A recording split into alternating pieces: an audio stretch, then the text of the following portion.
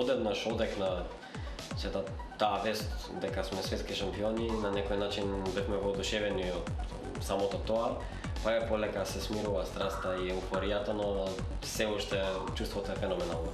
Да, верувам дека е така. Александар, Јане, Дамјан, кои недостасува, сакам да ги представиме и поздравиме останатите кои се заслужни за успехот.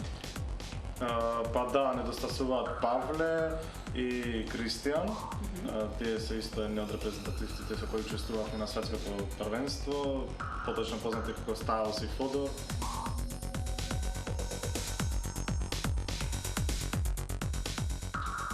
Патот не беше воопшто лесен, се започна првиот ден во групната фаза каде што игравме против Словачка и Мексико. Ја поминавме групата како втори. Продолживме во плејофот каде што повторно се сретнавме со Словачка.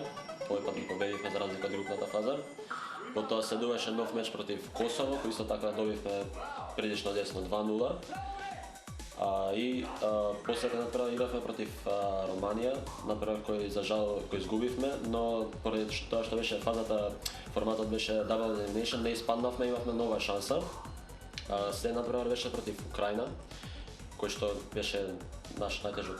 Еден од клучните направи. Да, тешки противници. Најтежок противник на првенството, победивме едва што се вика и со тоа се квалификувавме во финалето каде што повторно се сретнавме со Романија, но овој пат беше поразлично и победивме 2-0 и така станавме шампиони. Your teammates let him do good things. Money on my mind, and we're all Кои се всушност главните вештини што треба да ги има еден играч или геймер, популарно кажано, кој што може да го дефинира на некој начин како спортист? Па реално за се бара кондиција, значи кога ќе играте нон-стоп по 6-8 сати секој ден, стекнувате кондиција каде што морате да работите и тоа е тоа, значи нема застанување, играте до крај и Тоа е тоа. Јане, колку најдолго седевте во едно исто место практично на светското? На светското, па ја би сакал да го истакнам оној вториот ден, каде што за жал бевме приморани да седиме дури 12 часови од 8 забањето до 8 навечер.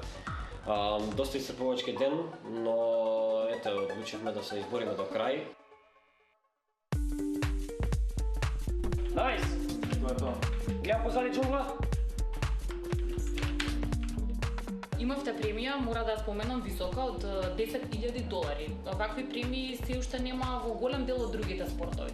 Паричната награда, мора да напоменам дека е од големо значење, како и во секој спорт, така и во нашиот, бидејќи покрај онаа слава која што се закитивме со златен медал, парите додаваат само на повеќе самодоверба и мотивација за да продолжиш да го работиш она што го сакаш и воедно и да уживаш во тоа што го работиш.